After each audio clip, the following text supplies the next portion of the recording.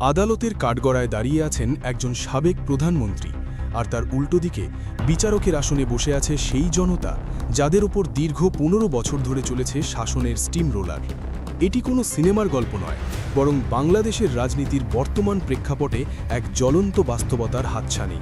গত ২৫ ডিসেম্বর ২০২৫ দীর্ঘ ১৭ বছরের নির্বাসন কাটিয়ে যখন তারেক রহমান বীরের বেশে পা রাখলেন বাংলার মাটিতে, তখন তার প্রথম হুঙ্কারটি কাঁপিয়ে দিয়েছে রাজপথ।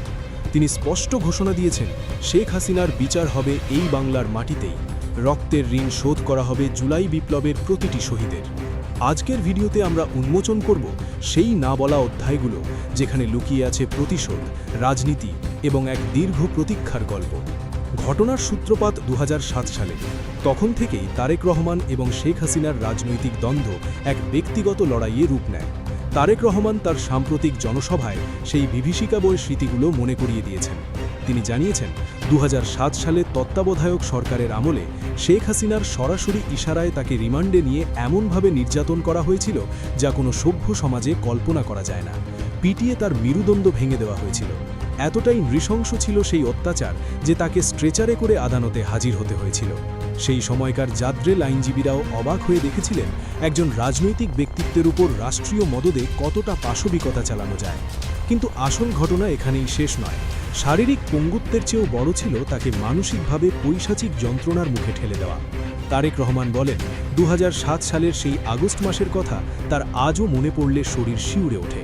হাসপাতালের কক্ষে রহস্যজনকভাবে পা পিছলে পড়ার নাটক সাজানো হয়েছিল তাকে আরও জখম করতে। দেশ জুড়ে তখন বিক্ষোভ হয়েছিল, কারণ সাধারণ মানুষ বুঝতে পেরেছিল এটি কোনো দুর্ঘটনা নয়, বরং তাকে চিরতরে পঙ্গু করে দেওয়ার এক সুপরিকল্পিত নীল নকশা।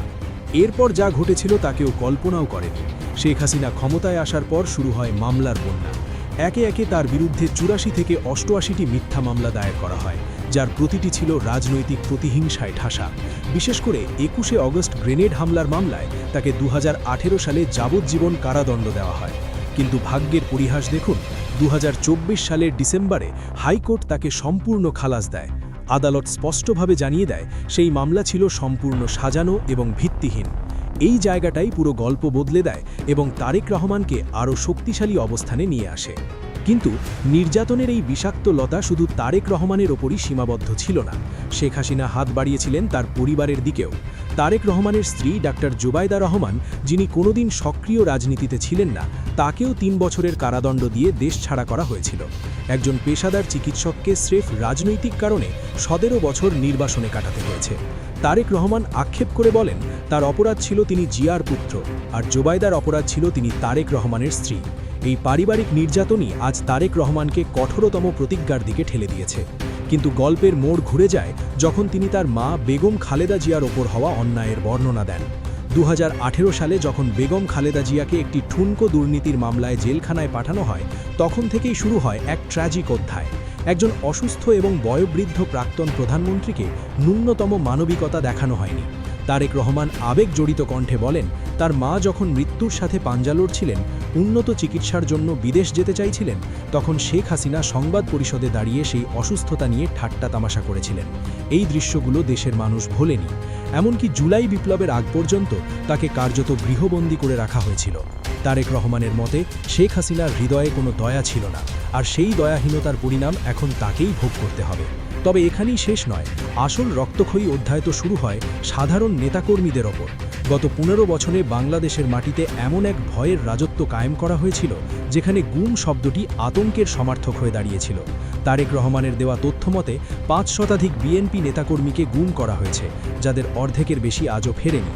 ইলিয়াস আলী বা সালাউদ্দিন আহমেদের মতো নেতাদের পরিবার আজও দরজায় চেয়ে থাকে প্রিয়জনের ফেরার আশায়। গুম কমিশন ইতিমধ্যেই জানিয়েছে যে অনেকগুলো নিখোঁজের ঘটনায় শেখ হাসিনা নিজে সরাসরি নির্দেশ দিয়েছিলেন। শুধু কি গুম, হাজার হাজার কর্মীকে ক্রসফায়ারের নামে হত্যা করে লাশ ভাসিয়ে দেওয়া হয়েছে বুড়িগঙ্গা কিংবা বলেশ্বর নদীতে। এই লোমহর্ষক বর্ণনা দিতে গিয়ে তারেক রহমান বলেন, হাজার হাজার নেতাকর্মীর বিরুদ্ধে লক্ষ লক্ষ মামলা দিয়ে তাদের জীবন ধ্বংস করে দেওয়া হয়েছে। কারোর সন্তান স্কুলে ভর্তি হতে পারেনি, কেউ ব্যবসা করতে পারেনি। কিন্তু এর চেয়েও বড় মোড় আসে ২০২৪ সালের জুলাই মাসে, যা পুরো দেশের প্রেক্ষাপট বদলে দেয়। জুলাই বিপ্লব ছিল শেখ হাসিনার শাসনের কফিনের শেষ পেরাক। কোটা সংস্কারের দাবিতে রাজপথে নামা সাধারণ ছাত্রদের ওপর যখন সে রাজাকারের নাতিপুতি ট্যাগ লাগিয়ে দিলেন, তখনই স্ফুলিঙ্গ দাবানলে রূপ নেয়। তারেক রহমান তথ্য প্রমাণসহ দাবি করেন যে শেখ হাসিনা নিজে ফোনে মারণাস্ত্র ব্যবহারের নির্দেশ দিয়েছিলেন। রংপুরের আবু সায়েদের বুক চিরে যাওয়া বুলেটের সেই ছবি আজ বিশ্ব বিবেকের কাছে এক বড় প্রশ্ন। ১৫০০-এরও বেশি প্রাণ ঝরে গেছে, হাজারো মানুষ পঙ্গু হয়েছে, শত শত শিক্ষার্থী হারিয়েছে তাদের দৃষ্টিশক্তি।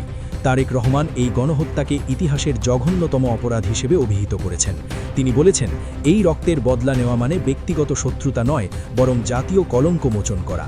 এখন প্রশ্ন হচ্ছে, শেখ হাসিনা তো ভারতে পালিয়ে আছেন, তাহলে বিচার হবে কিভাবে? এখানেই তারেক রহমান তার কূটনৈতিক চালের কথা জানান। তিনি স্পষ্টভাবে বলেছেন, ভারত সরকার চিরকাল তাকে আশ্রয় দিতে পারবে না। তার সরকার ক্ষমতায় এসে ভারতের সাথে সরাসরি আলোচনা করবে এবং অপরাধী হস্তান্তরের আন্তর্জাতিক আইন প্রয়োগ করবে। যদি দ্বিপাক্ষিক আলোচনা ব্যর্থ হয়, তাহলে আন্তর্জাতিক আদালত এবং যুক্তরাষ্ট্রের মাধ্যমে চাপ সৃষ্টি করা হবে। ইতিমধ্যে আন্তর্জাতিক অপরাধ ট্রাইব্যুনাল তার বিরুদ্ধে গ্রেপ্তারি পরোয়ানা জারি করেছে। তারেক রহমান আশ্বস্ত করেছেন, এই বিচার হবে সম্পূর্ণ স্বচ্ছ এবং আন্তর্জাতিক মানদণ্ডের অনুযায়ী, যেখানে শেখ হাসিনাকে আত্মপক্ষ সমর্থনের সুযোগ দেওয়া হবে, যা তিনি কখনো বিরোধীদের দেননি। তারেক রহমানের এই প্রতিশ্রুতি দেশ জুড়ে এক প্রবল ঢেউ তৈরি করেছে। সাধারণ মানুষ এখন চায় প্রতিটি হত্যার হিসাব।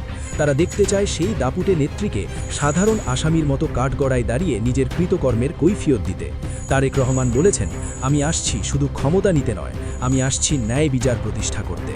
বাংলাদেশের রাজনীতিতে এই নতুন অধ্যায়টি এখন চরম ড্রামাটিকতার চূড়ায়। অন্যদিকে ভারতে আশ্রিত পরাজিত এক নেত্রী, আর অন্যদিকে ১৭ বছর পর ফিনিক্স পাখির মতো ফিরে আসা এক নেতা, যার হাতে এখন প্রতিশোধ আর ন্যায় বিচারের মশাল। গল্পটা কি সেখানেই শেষ হবে, যখন শেখ হাসিনা বাংলাদেশে ফিরবেন, নাকি শুরু হবে এক নতুন আইনি লড়াই? ইতিহাসের চাকা ঘুরতে সময় লাগে না।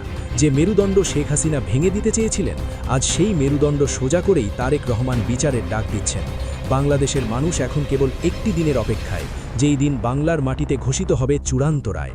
কিন্তু শেষ করার আগে একটি প্রশ্ন আপনাদের কাছে রেখে যাই, শেখ হাসিনাকে কি সত্যিই দেশে ফেরানো সম্ভব হবে, নাকি এই প্রতিশ্রুতি কেবল রাজনৈতিক কৌশল? আপনার মতামত কমেন্টে জানান।